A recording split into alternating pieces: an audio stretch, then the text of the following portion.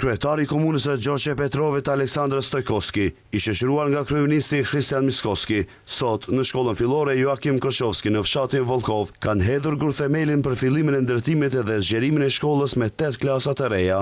Ndërkaq, i pyetur nga televizioni Shenja se cilet janë projektet e reja për shkollën periferike në fshatin Nigishtan, e cila mban të njëjtin emër dhe që është fshati i vetëm shqiptar në këtë komunë, ndërsa ende nuk ka sallë sportive, kryetari i komunës Aleksandr Stojkoski tha se arsyeja pse deri më tani nuk është ndërtuar një sallë e tillë lidhet me problemet pronësore.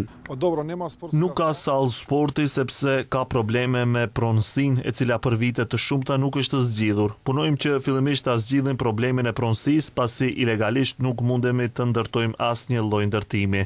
Konkretisht për fshatin Nigishtan para shumë pak kohësh janë përmirësuar dhe janë rritur kushtet për jetesë. Tash para shumë pak kohësh kemi mbaruar me rrugën kryesore e cila fillon nga fshati Orman, sikurse të gjitha rrugicat në kuadër të fshatit, ndërsa kanë mbetur edhe 2, kështu që besoj se do të vjen në rend edhe kjo, sapo t'i zgjidhim pengesat pronësore. Ndërkohë, me projektin në shkollën e Volkovës, parashihet ndërtimi një objekti të ri shkollor me sipërfaqe prej 541 metra shkatror, përkatësisht 612 metra katror së bashku me pjesën e bodrumit. Vlera e projektit është 21.882.194 denar me TVSH-n e përfshirë. Investitor është komuna Gjoçe Petrovit me mbështetje financiare përmes programit për shfrytëzimin e mjeteve për dotacione kapitale për njësitë e veçqeverisë lokale për projektet infrastrukturore në fushën e arsimit dhe shkencës për vitin 2025.